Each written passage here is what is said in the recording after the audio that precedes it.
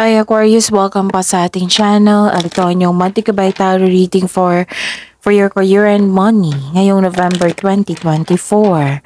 Please be reminded kung naka-resonate kayo, comment down. Kung hindi kayo naka-resonate, ibigay nyo pa sa iba kasi channel reading po ito. This is for your career and money, Aquarius, ngayong November 2024.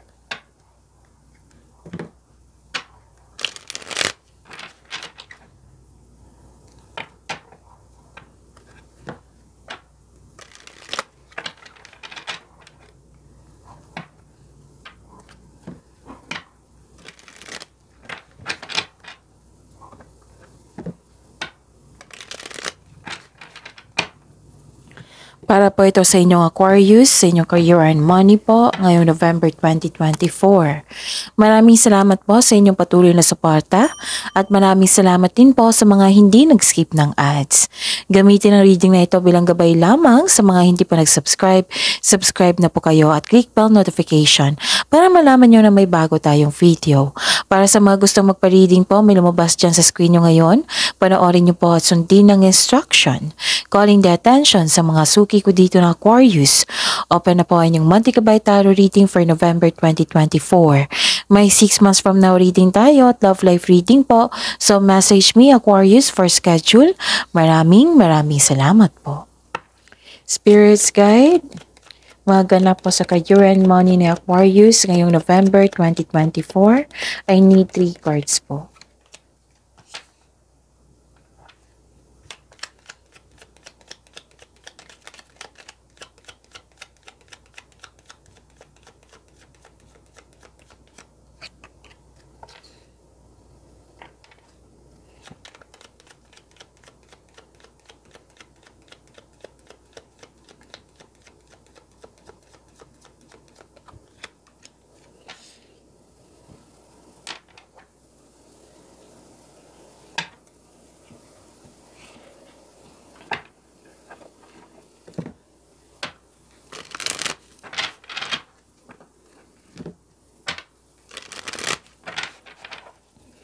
Spirits Guide, message po sa career and money ni Aquarius ngayong November 2024. I need 2 cards po.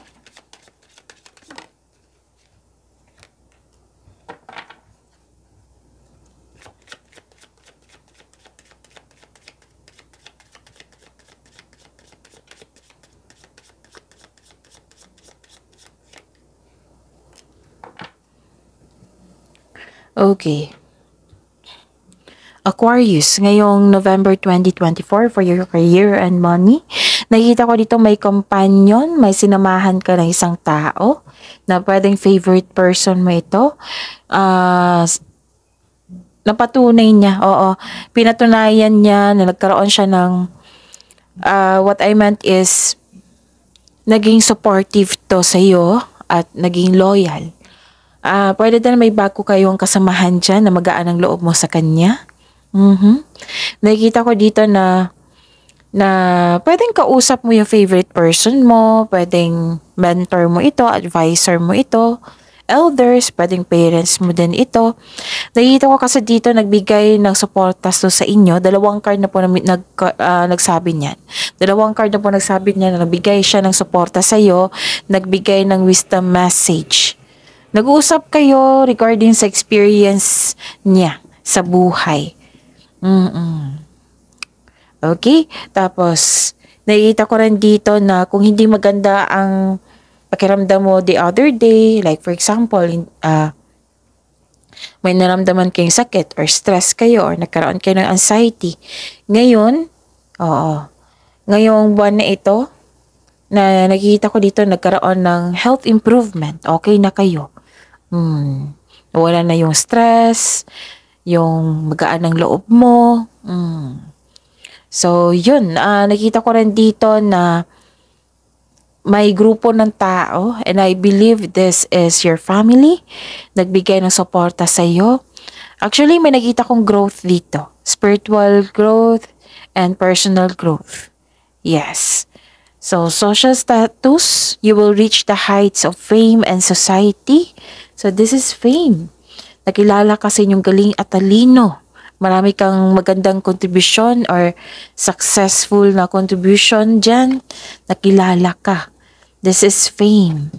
And direction. Do not deviate from your path. Attract a mentor if necessary. Kakasabi ko lang. Okay? May kausap talaga kayo dalawang tao dito na mentor nyo, advisor nyo.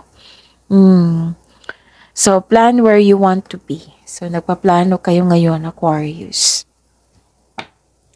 Spirits guide, ano po yung energy sa career and money ni Aquarius ngayong November 2024?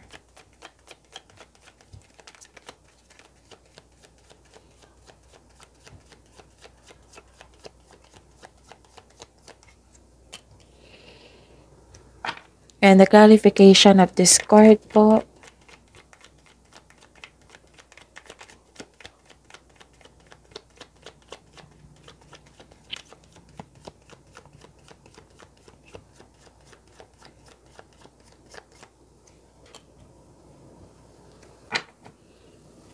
Okay. Remember, Aquarius, at the end of the day, alam mo na ikaw lang taong may kakayahan at responsable na gumawa ng sarili mong katotohanan at kinabukasan. So, ano yung energy mo ngayon, Aquarius?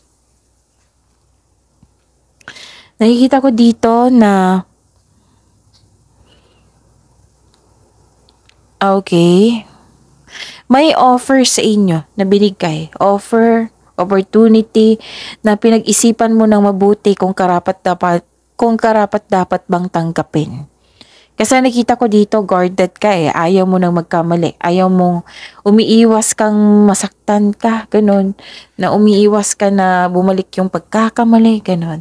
So, nagiging wiser ka dito. Pinag-isipan mo ng mabuti. So, kung tatanggapin mo ba ito or hindi.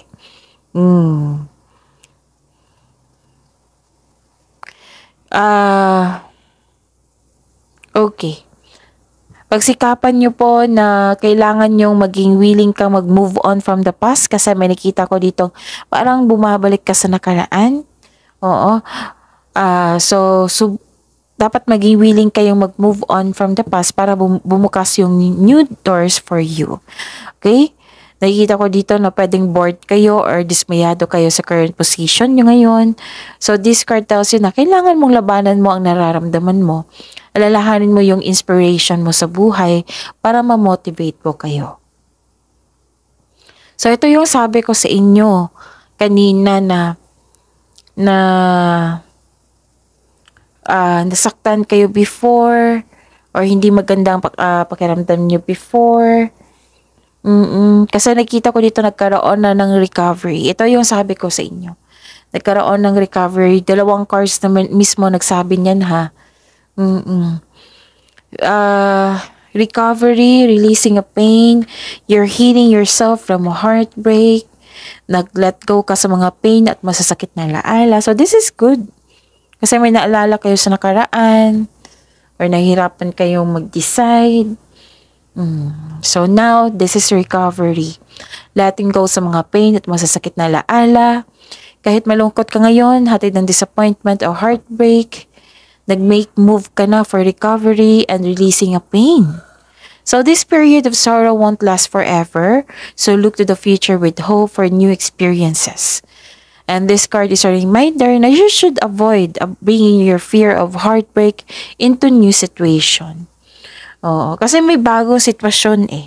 Itong gagawa kayo ng desisyon, tatanggapin mo tong offer na ito. Pagbabago yan eh. Nagkaroon lang kayo ng problema dito na parang may naalala kayo sa nakaraan. So you have to let go niyan. Let go mo niyan. Huwag niyong dalhin yung nangyari sa nakaraan na hindi niyo nagustuhan. Huwag niyong dalhin yung ngayon. Okay? Kasi iba ang pangyayari ngayon eh. Kasi present na po ito. Sa past yun. Nasa past na po yan. Nangyari na yun. Okay? So, this is good kasi recovery.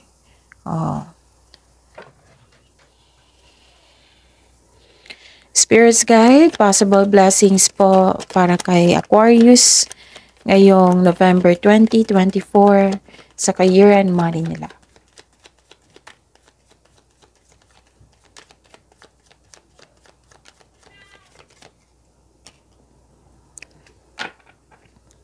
And the clarification of this card po.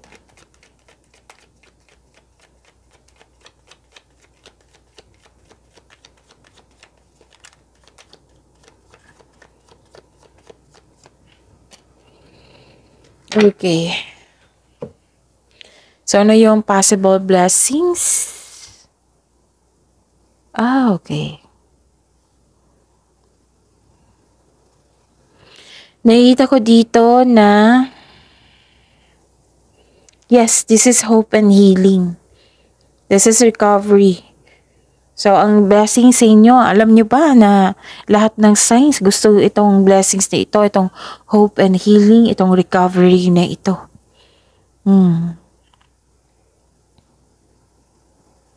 Okay. So, this is a hope sign. Nag-move forward ka. Naka-move on ka na sa lahat ng unos na nagdaan. At tanggap mo na mga nangyari. Pinatawad mo na sila at higit sa lahat ang sarili mo. Nagkaroon ng healing po. Nagkaroon ng recovery. Don't worry, after nitong unos, may parating na new direction sa inyong career and money. Okay? Okay. May paalala po ang card niyo po dito na kasi may nakita ko ditong malulokong tao eh. Scammer. Scam. Ang target kasi niya is yung pera. So, umiwas po kayo sa mga taong ganito na may offer sa inyo na too good to be true. Alamin nyo. Oo. Pag-isipan nyo ng mabuti. Okay? Huwag magtiwala agad. Kung may damating daw na opportunity sa inyo, pag-isipan nyo ng mabuti yan. Don't hesitate too long kasi baka limit lang po ang time nito eh. Kasi nakita ko dito mabilis siya na like in-offer sa inyo, baka sa tagal kayong gumawa ng desisyon, mawala ito, mabigay sa iba. So pag-isipan po ng mabuti. At ingatan nyo din yung mga pera nyo ha. Oo, kung balak kayong mag-spend or anong tawag dito? Mag-invest. Oo. Kung pwede, wag muna ngayon. Kung pwede lang po. Kasi andito po kasi yung manluloko. Pwedeng nangyari na rin ito. Na naalala nyo. Kung pwede po. Kasi nakikita ko dito na may na-receive kayong malaking pera. Tapos, alam ng taong ito. So, nag-take chance siya sa iyo. So, pag-isipan po na mabuti. Umiwas na lang po. Okay? Ano pa?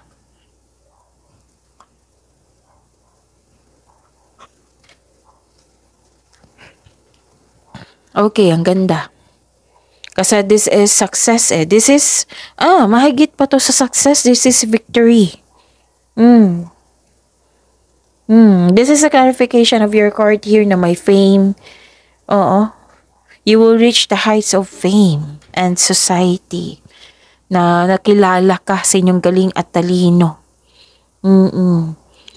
So, pero kailangan nyo maghintay dito. Pero darating naman ito. Don't worry. Kailangan mo lang habaan ng pasensya nyo maghintay.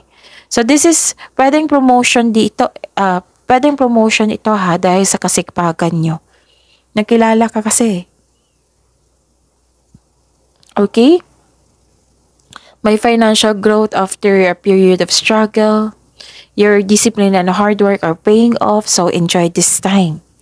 Kailangan mo lang maghintay. Setback ang sinabi dito.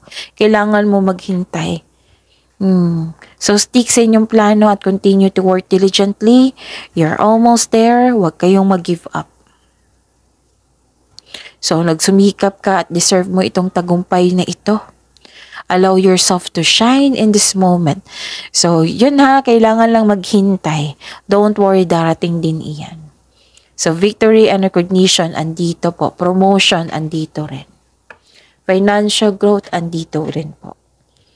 Spirits guide, challenges na ma-overcome po ni Aquarius ngayong November 2024 sa career and money nila.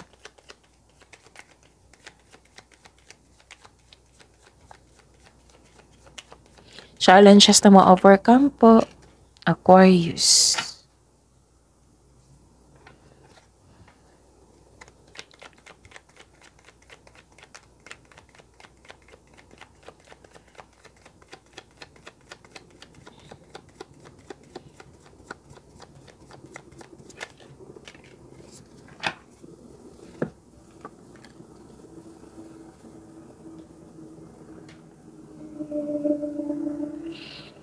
Okay.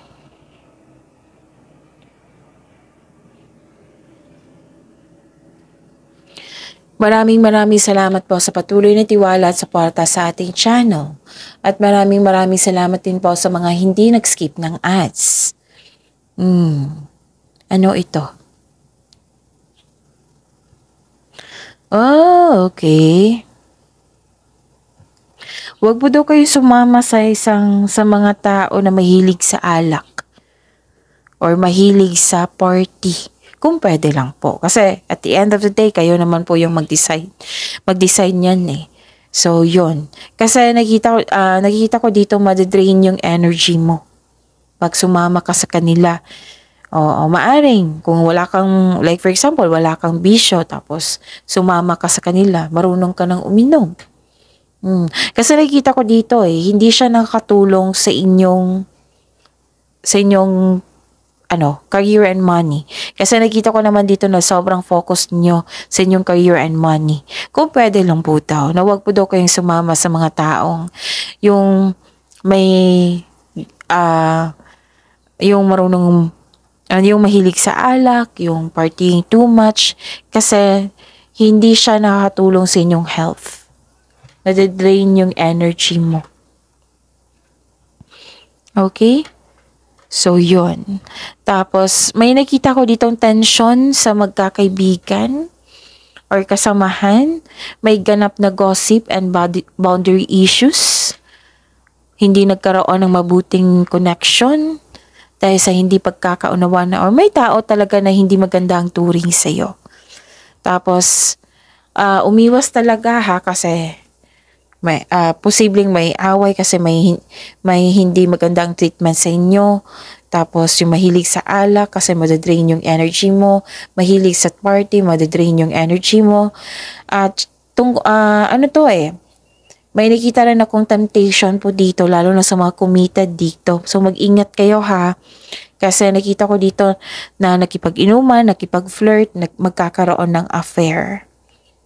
Okay? Tapos yun.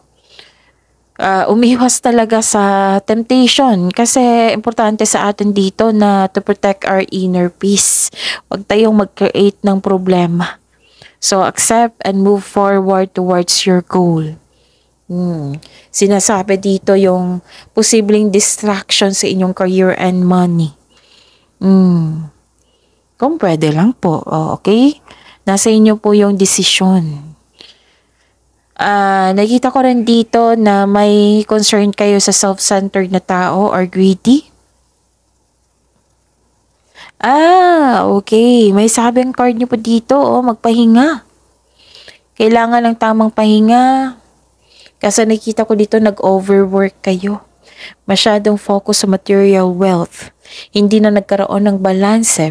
Pwede naman mag-focus sa material wealth, pero pag balance kailangan. Kasi nakikita ko dito yung over. Alam nyo naman, bag over yan. Nakakasama na yan sa inyo. So ingatan din ng kaperahan kasi may nakita kong loss of money dito. Pwedeng nawala, nagasta, kinuha, na-damage, or may concern kayo sa hindi marunong mag-handle ng money. Okay? So, kailangan nyo talaga itong makontrol, itong pangyayaring ito. Like, for example, yung itong temptation. Kasi madadamay yung career and money mo yan eh. Kung magpadala kayo sa temptation na yan. So, ma-out of focus kayo or madadrain yung energy nyo. So, focus kayo sa blessings na binigay sa inyo. See you tomorrow, Aquarius. Please like, subscribe, and click the button for notification para updated po kayo sa daily tarot reading natin. Maraming salamat po.